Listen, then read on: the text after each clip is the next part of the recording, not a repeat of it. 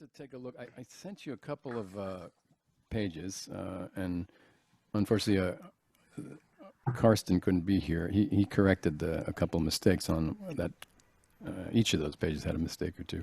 But basically, one was a collection of chords from two of what I call chord sets. And the other one was a melody, which I didn't identify on purpose, and some chords for the first four bars. So basically, when I first started, when I was first exposed to this style, it was through a lesson with Harry Leahy, and he was a master at this style, and I knew chords like that one and that one and probably that one and maybe that one. I probably knew this one, but that was about it. And I knew like some of the open string kind of cowboy chords, at the end of the guitar. But I probably didn't know. I might have known how to play like a couple of jazzier sounding chords, a few major seventh chords or something like that, minor seventh chords. But I had never done a study of chords on the guitar. Harry had a sort of a method, which I'm not sure where it came from, but basically it divided divided the guitar into sort of a study of chord sets, and a set basically is a certain combination of the six strings of the guitar. So and we were studying 4-note chords first, and that's what I gave you. It's just one of the first couple sets two of the first couple sets that Harry had me study.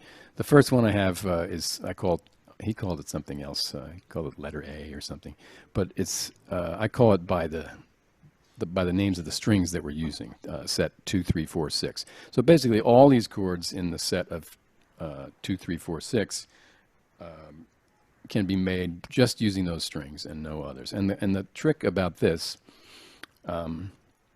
is to basically find a way to discover really inversions of a chord.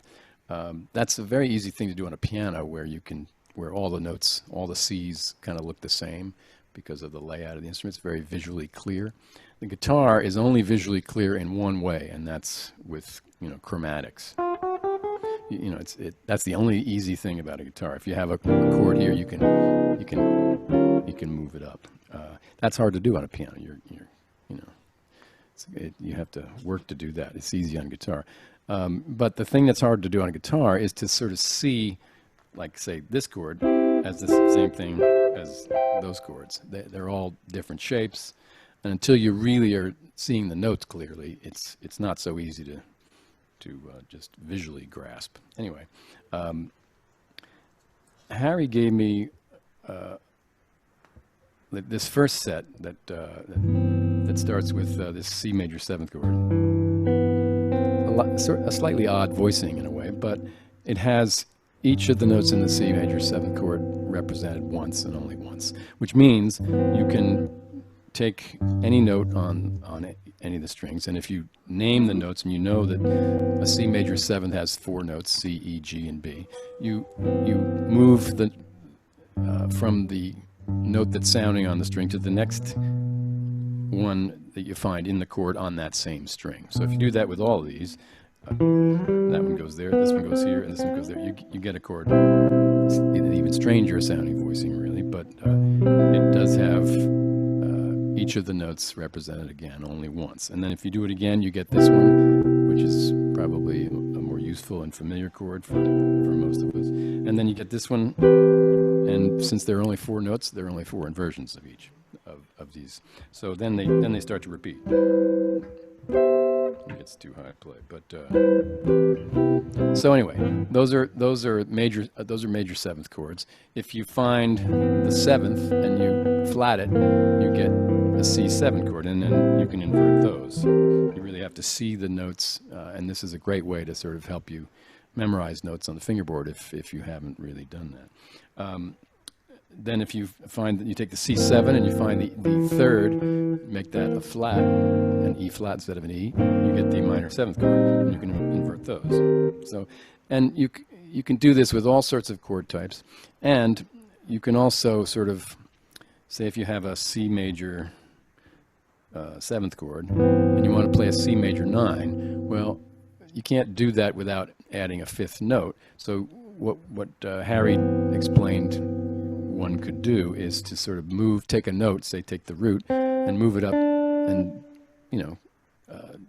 don't play the root, but just play the 2nd or the 9th instead, and that's a C major 9, missing the C, but so that's a sort of way, and you need to know that skill in order to apply this to this little melody I gave you. So, but basically he was giving me a kind of like a simple sort of formula kind of approach to creating a chord melody on a guitar, even if you knew basically nothing about how to do that with taste.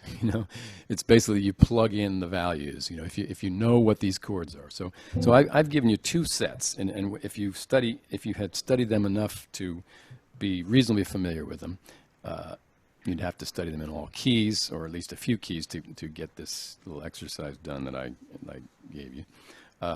But basically, it's a way to generate a chord melody that, where you didn't have one before, and without. I mean, it's just a way to get in the game. That's what I felt. He gave me a Beatle tune yesterday or something, and it had me doing something like that. And it was all on the same set,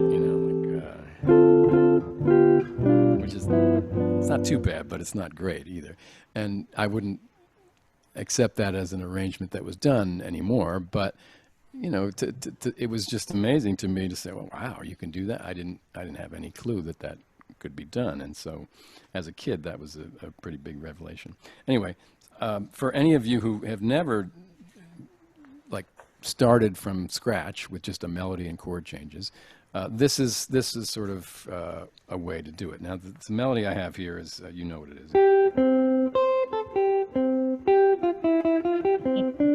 So you'll know what that is. So, and I've given you chords. Now, so it's interesting to sort of try this out with each of these chord sets, and I'll go through that just so you can see what kind of results you get. Because even just with these 2 chord sets, using nothing else but those, and this melody and those chord changes I gave you, you realize that you have options that you can choose, and you'll see right away. Here's the first say the first phrase.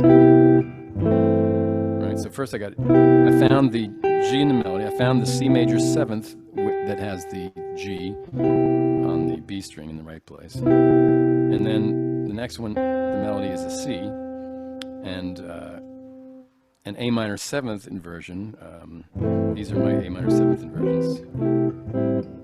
And so it's here, the one with the C is there. It doesn't have an A in the bass, so it doesn't really sound like an A minor 7th so much. It sort of sounds more like a C6 with a G in the bass. So, but forget about all that. It's just, again, this is just like paint by numbers kind of method, And then we have a D minor 7th with a C in the melody, that's up here. And then a G7, which would be, here's our G7s. So here's one. If we take the root and make it the 9th, we need an A in the melody, so that's a, don't we? Yes, we do. Yeah, so the A is in the melody on a G7 chord, so you move the G up to the A. So and then back to the A minor 7, which looks like a C6, sounds like a C6. And then the B flat 7 would be, here's one, and here's the G in the melody. So you have to blow off the F and make it a G, and then put it back, right? And then here I had a note underneath saying use set 2, 3, 4, 5. Well, why would you do that? Let's try it with the original set 2, 3, 4, 6. It's odd, right? Because the major 7th is in the melody. That just defies our sense of what a C major 7 is supposed to sound like, in this music. So we don't want that. But if we look at these chords, there's the C major seventh. Much better. We got the tenths in the, and we have the chords. They're easy to play. They sound good. They have the right bass notes. So that's a better choice there. Now here I say go back to set 2, 3, 4, 6, which is kind of odd. That's A flat with the seventh in the bass. It's a little odd, but it's kind of sort of works. And then E7, A7, D7 with an E in the melody, and G7 with it. So you sort of see that again, it's a plug in and play kind of, but it.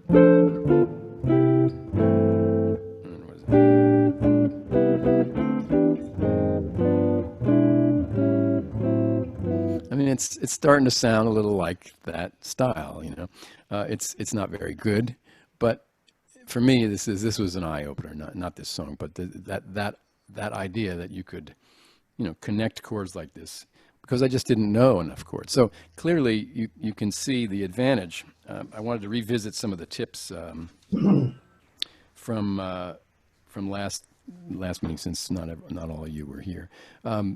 A few tips, I'll run down them quickly.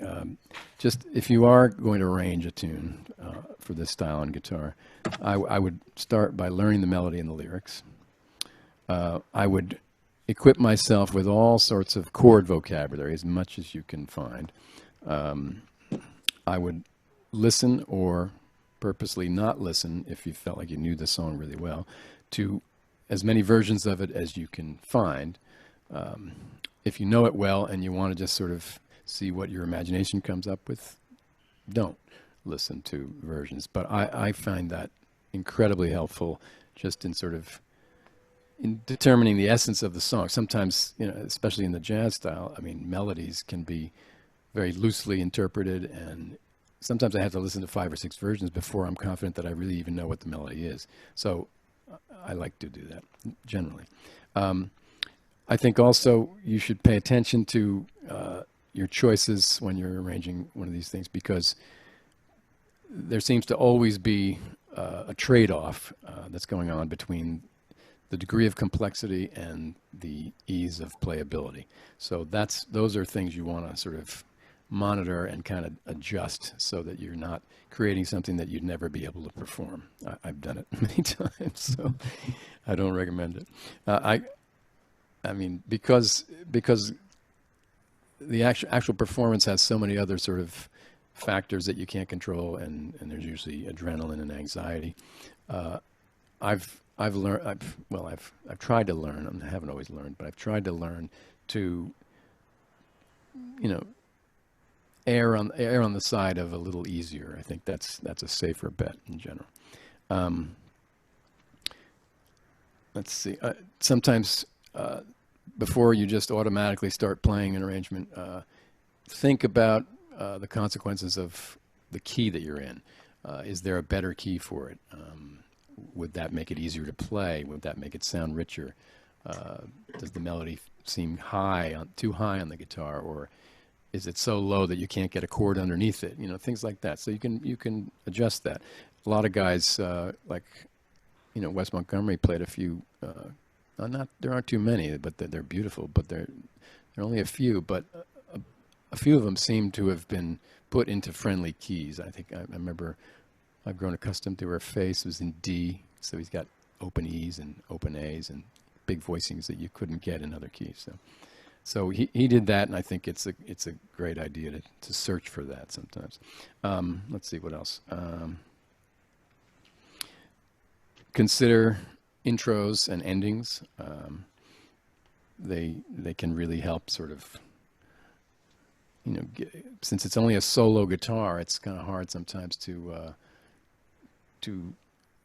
there's a sameness of texture and sound. So sometimes just an intro that really sounds different from the body of the song will set it off in a way that gives you, a little shape that might not be there if you didn't do it. Also, bass lines are really important. That's probably after the melody, that's probably the second most sort of important note that our ear kind of like hears, you know. So often I'll try to find, once I know the melody, I'll try to find the right bass note and then fill it in with chords that are, you know, that sound right, but also that are possible to play. I mean, because that's one of the difficulties. We don't have two hands like a piano player, so that's a challenge. But bass line's important. Also, if a section repeats, consider varying it the second time you play it.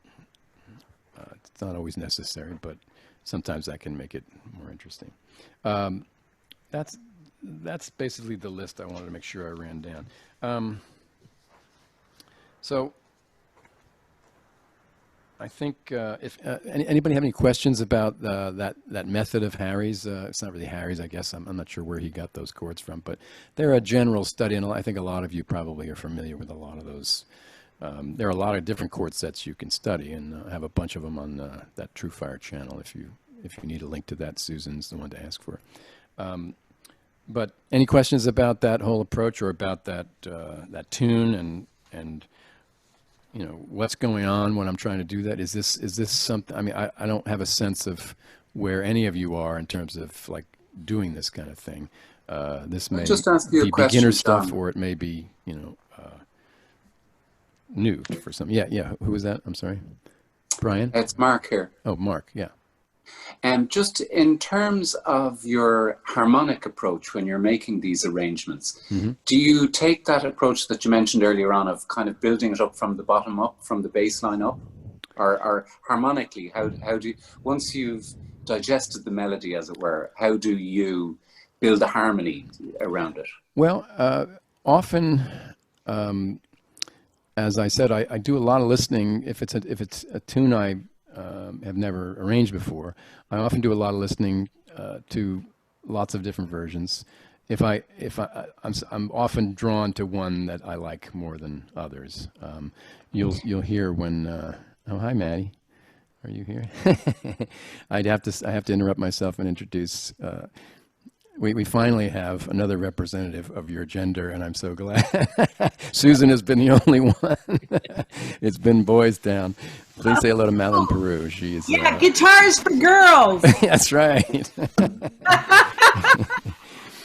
I don't know how many of you know Madeline, probably all of you. She's an employer of mine, and I'm so glad to see you here. Yeah. I hope you have a guitar, Maddie. I do, and Good, okay. As you were listing these things just now, I was like, this is a lot of stuff I've picked up from Jon without it ever being said all in 1 hour over 10 years of working together.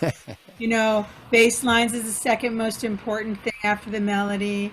Think about intros and endings, even with full band, making Absolutely. sure that they have their own place. Err on the easier side. I mean, so many helps, things I learned from you by hiring you. Well, yeah, that's okay. So, I'm the luckiest one on the. Oh, that's very sweet of you. But I'm also a girl for guitars. Yes, Okay. we need more. Great, I'm so glad you're here. Okay, so. Jon, Often, I'm sorry. Well, let me just finish with Mark's question.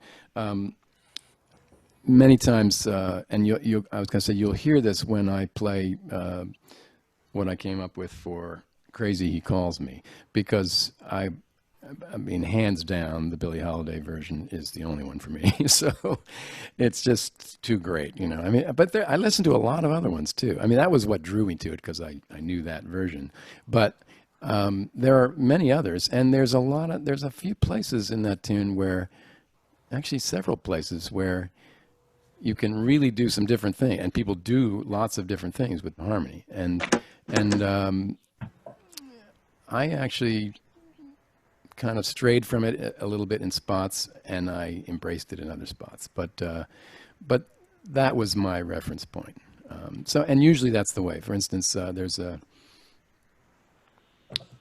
You know, one of the arrangements in the new book, the newest book, is in the wee small hours of the morning.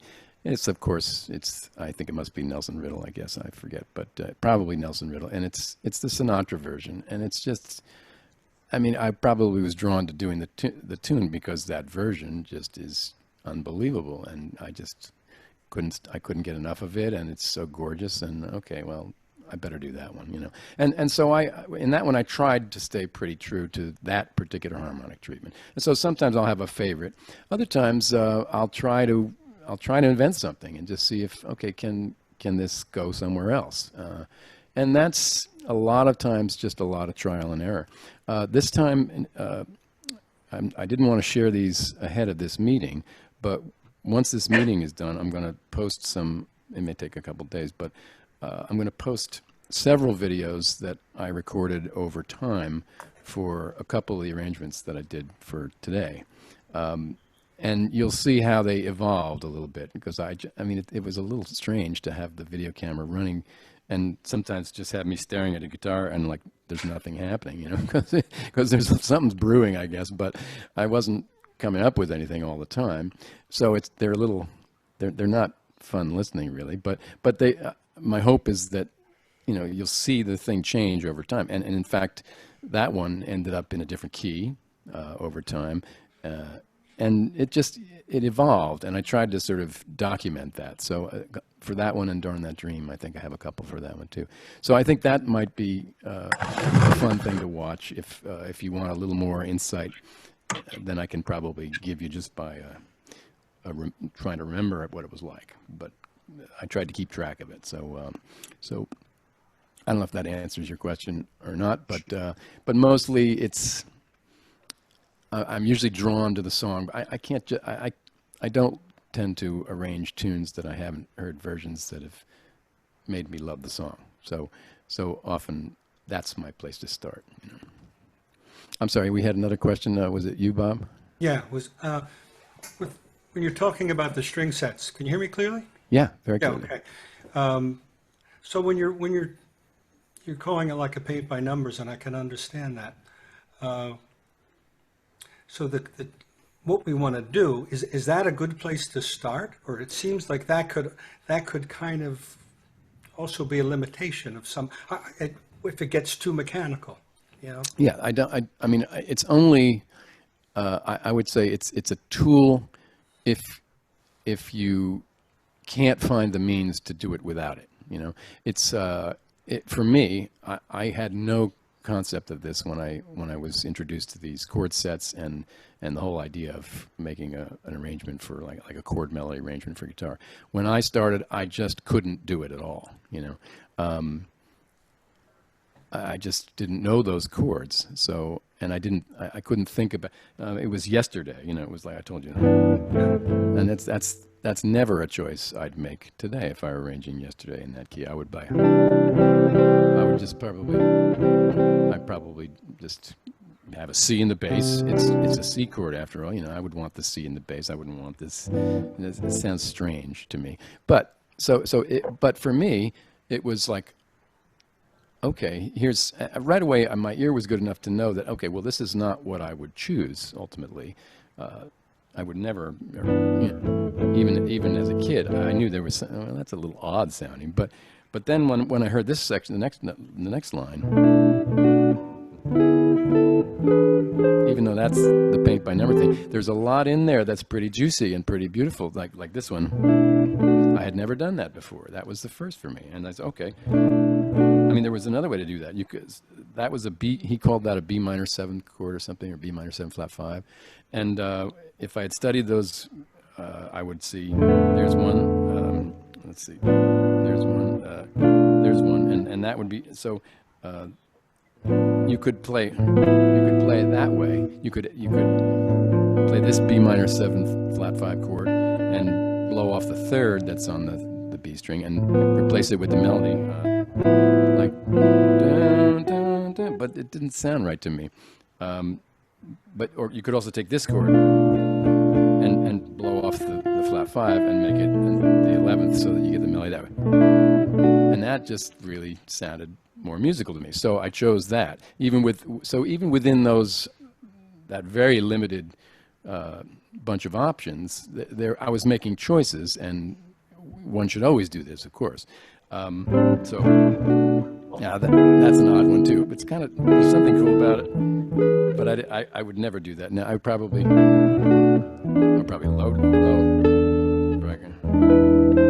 something bigger, or like, or I'm not sure what I would do, but I wouldn't rely just on those, and I would never recommend that you do. But it's extremely useful as a sort of method to like open your mind up to like this whole concept, which which if you've never done before, this can help you sort of realize, oh, okay. It may motivate you, as it did me, to learn a bunch of chords, because when you have more options, you have more. Yeah, you have more options. You can do more with them. An arrangement can take shape and can go places that you would not be able to take it, if you didn't have those options. No, it's by no means something to rely on, and it's just, like I said, for me, it was a powerful way of just sort of opening my eyes to what was possible on the guitar, and then it led to very quickly led to an exploration of all the possible sets you could find on a guitar, but also other ways of making chords on a guitar. This is not the only way by any means, and no, I wouldn't stick with it. But if it's useful to, if you've never tried it, it's interesting, and it's kind of provocative for your brain and for beginning to explore lots of these chord options on the guitar.